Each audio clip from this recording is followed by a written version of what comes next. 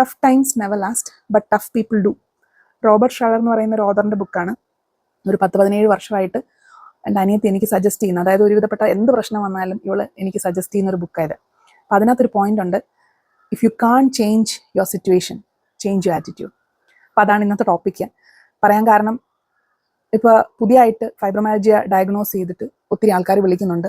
ആ വിളിക്കുന്നവരിൽ കൂടുതലും കുഞ്ഞു പിള്ളേരെന്ന് പറഞ്ഞു കഴിഞ്ഞാൽ ഒരു +1 +2 എഞ്ചിനീയറിംഗ് ഒക്കെ പഠിക്കുന്ന പിള്ളേരാണ് കൂടുതലും വിളിക്കുന്നത്. അവരുടെ അമ്മമാരാണ് വിളിക്കുന്നത്, ഭയങ്കര പാനിക്കായിട്ടാണ് വിളിക്കുന്നത്. അപ്പോൾ എന്താ ഇത് സംഭവം, എന്താ അവർ പെട്ടെന്നാണ് ഇവർക്ക് ഡയഗ്നോസ് ഒക്കെ നടക്കുന്നത്. ഇപ്പം എൻ്റെ കേസിൽ പറയുവാണെങ്കിൽ എനിക്ക് ഫൈബ്രോമയാൽജിയ സ്റ്റാർട്ട് ചെയ്യുന്നത് എൻ്റെ കല്യാണം കഴിഞ്ഞ സമയത്താണ്. ഇപ്പോൾ ഒരു 10-17 വർഷമായി. പക്ഷെ അതെന്താ അസുഖം എന്ന് കണ്ടുപിടിക്കാനായിട്ട് അറൗണ്ട് 8 വർഷം എടുത്തു. കാരണം ഈ അസുഖം എന്താണെന്ന് കണ്ടുപിടിക്കാൻ ഡോക്ടേഴ്സിന് ഈ ഒരു പേര് പോലും ഇല്ല. ഞാൻ പോകുന്ന സമയത്തൊക്കെ എല്ലാ ഡോക്ടേഴ്സും പറയുന്നത് നിങ്ങളുടെ മനസ്സിന്റെ തോന്നലാണ്, നിങ്ങൾക്ക് മെന്റലി എന്തോ പ്രശ്നമുണ്ടെന്നുള്ള മട്ടിലാണ് അവർ സംസാരിച്ചുകൊണ്ടിരുന്നത്.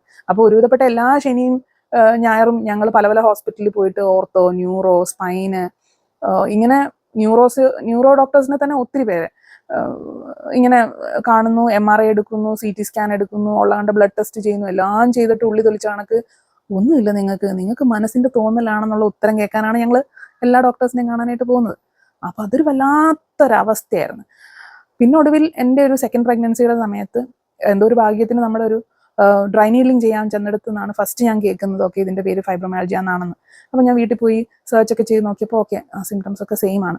അത് കഴിഞ്ഞ് പിന്നെയും അതൊരു കൺഫർമേഷൻ കിട്ടുന്നത് അതേ വർഷം തന്നെ ഈ പെയിൻ എല്ലാം കൂടിയിട്ട് ഞാൻ വേറൊരു ന്യൂറോളജിസ്റ്റിനെ പോയി കണ്ടു.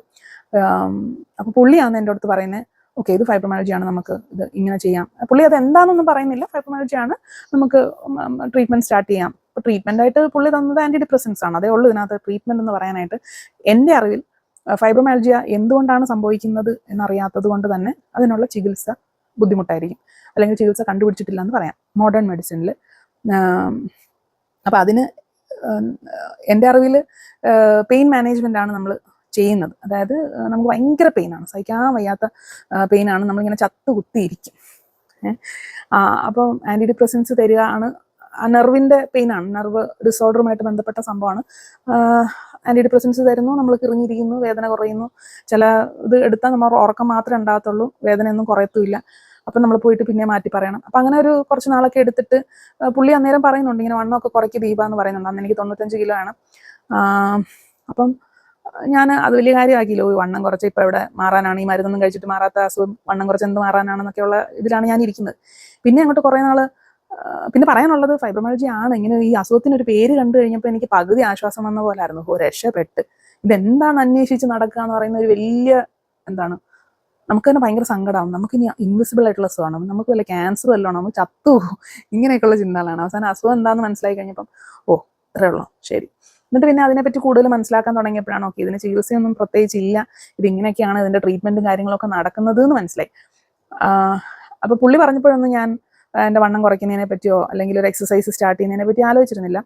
കുറേ കഴിഞ്ഞ് നമ്മൾ വീണ്ടും ഇങ്ങനെ മുന്നോട്ട് പോയി ഒരു ഡിപ്രഷൻ സ്റ്റേജിലേക്കൊക്കെ വന്നു കഴിഞ്ഞപ്പോൾ നമുക്ക് എൻ്റെ ഒരു ആവശ്യമായിപ്പോയി ഞാനിനി തിരിച്ച് പിടിക്കണം എന്നുള്ളത്. അതുകൊണ്ട് പയ്യെ നമ്മൾ നടക്കാൻ തുടങ്ങി, എക്സസൈസ് സ്റ്റാർട്ട് ചെയ്തു, സ്ട്രെച്ചിങ് സ്റ്റാർട്ട് ചെയ്തു, ചെറിയായിട്ട് സ്ട്രെങ്ത് ട്രെയിനിങ് ഒക്കെ സ്റ്റാർട്ട് ചെയ്ത് കഴിഞ്ഞപ്പോഴാണ് പിന്നെ ലൈഫ് സ്റ്റൈൽ ചേഞ്ചസും, നമ്മൾ ഉറക്കം കറക്റ്റാക്കി ഫുഡും ഒക്കെ ഒന്ന് മെയിൻറ്റെയിൻ ചെയ്ത് വന്നു കഴിഞ്ഞപ്പോൾ വണ്ണം കുറയുക എന്നുള്ളതിനെക്കാട്ടിലും നമുക്ക് ഫൈബ്രോമയാൽജിക്ക് ഒത്തിരി ഹെൽപ്പായി, നമ്മളെ തന്നെ ടേക്ക് കെയർ ചെയ്യാൻ തുടങ്ങിയപ്പോൾ.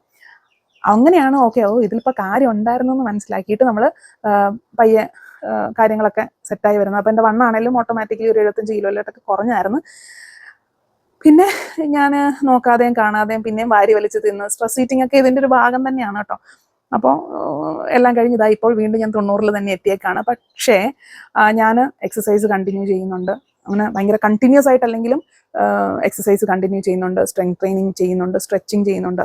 ഉറക്കം ബുദ്ധിമുട്ടാണ്, ഇപ്പോഴും ഉറക്കം സെറ്റല്ല, എങ്കിൽ പോലും ഇതെല്ലാം ചെയ്യുന്നത് കൊണ്ടാണ് എനിക്ക് അത്യാവശ്യം, അതായത് ഒരു 7-8 വർഷം മുന്നേ ഉള്ളതിനെ അപേക്ഷിച്ച് ഇപ്പോൾ നമുക്ക് ഇത് മാനേജ് ചെയ്ത് പോകാൻ പറ്റും. അല്ലെങ്കിൽ ചിലപ്പോൾ പെയിൻ വരുമ്പോൾ നമ്മളൊന്ന് ഡൗൺ ആയി പോകും എന്നുള്ളതല്ലാതെ നമുക്ക് അത്യാവശ്യം ഡേ ടു ഡേ ആക്ടിവിറ്റീസ് നടന്നു പോകുന്നുണ്ട്. പക്ഷെ എന്നെ വിളിക്കുന്ന ആൾക്കാർ പറയുന്ന അവർക്ക് ഡേ ടു ഡേ ആക്ടിവിറ്റീസ് ചെയ്യാൻ പറ്റുന്നില്ല എന്നുള്ളതാണ്. യെസ്, നമുക്ക് ഡേ ടു ഡേ ആക്ടിവിറ്റീസ് ചെയ്യാൻ ഭയങ്കര ബുദ്ധിമുട്ടായിരിക്കും. പക്ഷെ വൺസ് നിങ്ങളൊരു റൂട്ടീൻ സെറ്റപ്പ് ചെയ്ത് നിങ്ങളുടെ മെയിനായിട്ടും ബോഡി മൂവ്മെൻറ്റ്സ്, സ്ട്രെച്ചിങ്, എക്സസൈസ് എന്ന് പറയുമ്പോൾ ഭയങ്കര വലിയ എടുത്താപ്പങ്ങത്തെ സാധനമൊന്നും ചെയ്യണമെന്നില്ല. ജസ്റ്റ് നമ്മൾ വാക്കിംഗ് സ്റ്റാർട്ട് ചെയ്താൽ തന്നെ നമുക്ക് വ്യത്യാസം വരും. പിന്നെ ജോയിൻസിനെല്ലാം വേണ്ടുന്ന രീതിയിലുള്ള ഒരു സ്ട്രെച്ചിങ്ങും കൂടെ കൊടുത്തു കഴിഞ്ഞാൽ അത്യാവശ്യം നമുക്ക് പിടിച്ചിരിക്കാൻ പറ്റും. പിന്നെ ഉറക്കം കറക്റ്റ് ആക്കുക, ലൈഫ് സ്റ്റൈലിൽ നമുക്ക് പെയിൻ ട്രിഗർ ചെയ്യുന്ന കുറേ ഫുഡും സാഹചര്യങ്ങളും ഒക്കെ ഉണ്ട്. അതൊക്കെ നമ്മളൊന്ന് സെറ്റാക്കി കഴിഞ്ഞാൽ നമുക്ക് അത്യാവശ്യം ഇത് മാനേജ് ചെയ്ത് കൊണ്ടുപോകാനായിട്ട് പറ്റും. അപ്പോൾ പറഞ്ഞു വന്നത്, ഇപ്പോൾ ഒത്തിരി പുതിയ ആൾക്കാർ ഇത് വന്ന് ചോദിക്കുമ്പോൾ ഞാൻ ഈ കാര്യങ്ങൾ പിന്നെയും പറഞ്ഞ് ഞാൻ മടുക്കുവാണ്. കാരണം ഞാനിത് സത്യം പറഞ്ഞ് മറന്നിരിക്കുവാണ്. എനിക്കൊരു പെയിൻ വരുന്ന സമയത്തല്ലാതെ ഇതുപോലെ ആൾക്കാർ വിളിക്കുമ്പോൾ മാത്രമാണ് എനിക്ക് ഫൈബ്രോമയാൽജിയ എന്ന് പറഞ്ഞൊരു കണ്ടീഷൻ ഉണ്ട് എന്ന് ഞാൻ ഓർക്കുന്ന തന്നെ. പെയിൻ അങ്ങനെ എപ്പോഴും വരത്തില്ല എന്നൊന്നും ഞാൻ പറയുന്നില്ല, വരും. നമ്മൾ പെട്ടെന്ന് എന്തെങ്കിലും ഒരു വിഷമോ ഒരു ഷോക്കോ അല്ലെങ്കിൽ നമ്മൾ ആ ഒരു കുറേ സാഹചര്യങ്ങളുണ്ട്, ആ കണ്ടീഷനിലൂടെയൊക്കെ പോവാണെങ്കിൽ നമുക്ക് പെയിൻ ട്രിഗർ ആവും. പക്ഷേ ഞാൻ പറഞ്ഞു വന്നത്, നമുക്ക് ഈ ഒരു അസുഖം നമുക്ക് ഇതിനകത്തൊന്നും ചെയ്യാനില്ല. കാരണം അതിനൊരു ചികിത്സ കണ്ടുപിടിക്കുന്നത് വരെ നമുക്ക് ഇതിനകത്ത് പ്രത്യേകിച്ച്, ഞാൻ മോഡേൺ മെഡിസിനിലെ കാര്യമാണ് പറയുന്നത്, ഇതിനകത്ത് ആയുർവേദോ ഹോമിയോപ്പതിയിലോ അവർ ക്ലെയിം ചെയ്യുന്ന പോലത്തെ കാര്യങ്ങളൊന്നും ഞാൻ വിശ്വസിക്കുന്നില്ല. സോ ഞാൻ അതിനെപ്പറ്റി പറയുന്നില്ല. അപ്പോൾ ഇതിനൊരു ചികിത്സ കണ്ടെത്തുന്നവരെ നമുക്കിത് മാനേജ് ചെയ്ത് കൊണ്ടുപോകാനേ പറ്റത്തുള്ളൂ. ഇപ്പം ഞാൻ പറയുകയാണെങ്കിൽ ഇപ്പോൾ BP വന്നു കഴിഞ്ഞാൽ നമ്മൾ BPയുടെ മരുന്ന് കഴിച്ചുകൊണ്ടിരിക്കുക, അത് ഇടയ്ക്ക് വെച്ച് നമ്മൾ നിർത്തുന്നുണ്ടോ? ഇല്ല. ഡയബറ്റീസ് മേ ബി റിവേഴ്സിബിൾ ആണെന്നൊക്കെ ഇപ്പോൾ പറയുന്നുണ്ട്, എനിക്കറിയത്തില്ല. അപ്പോൾ അങ്ങനെ ചില അസുഖങ്ങൾ നമുക്ക് ഓൾറെഡി മൈഗ്രെയിൻ വന്നു കഴിഞ്ഞാൽ നമുക്ക് ലൈഫ് ലോങ് മൈഗ്രെയിൻ ഉണ്ടാവില്ല, നമ്മൾ ട്രിഗർ ചെയ്യാതെ കൊണ്ടുവരിക എന്നുള്ളതാണല്ലോ അതിൻ്റെ പരിപാടി. അതേപോലെ തന്നെ ഇത് ട്രിഗർ ചെയ്യാതെ കൊണ്ടുപോവുക, പിന്നെ ഇതെന്താണെന്ന് നമ്മൾ മനസ്സിലാക്കുക, ഇതിനെപ്പറ്റി കൂടുതൽ പഠിക്കുക, ഇതെന്തുകൊണ്ട് വരുന്നു അല്ലെങ്കിൽ എപ്പോഴൊക്കെ ട്രിഗർ ആവുന്നു എന്ന് മനസ്സിലാക്കുക. നമ്മുടെ ഫുഡ് ഹാബിറ്റ്സ് ആയാലും ലൈഫ് സ്റ്റൈൽ ഹാബിറ്റ്സ് ആയാലും എന്താണ് നമ്മൾ ഇതിനെ ട്രിഗർ ചെയ്യുന്ന ഫാക്ടർ എന്ന് മനസ്സിലാക്കുക, നമ്മൾ അതിനനുസരിച്ച് ആക്ട് ചെയ്യുക. സോ ഈ ഒരു സിറ്റുവേഷൻ നമുക്ക് മാറ്റാൻ പറ്റത്തില്ല. If you can't change your situation, change your attitude. അപ്പം നമ്മുടെ ആറ്റിറ്റ്യൂഡ് മാറ്റുക എന്നുള്ളത് മാത്രമേ ഉള്ളൂ. അപ്പം ആ ഒരു പ്രിൻസിപ്പിളാണ് ഈ ഒരു ഫൈബ്രോമയാൽജിയ എന്ന് പറയുന്ന സംഭവത്തിലേക്ക് ഞാൻ അപ്ലൈ ചെയ്യുന്നൊരു കാര്യം. അതൊന്ന് ഷെയർ ചെയ്യാമെന്ന് കരുതി.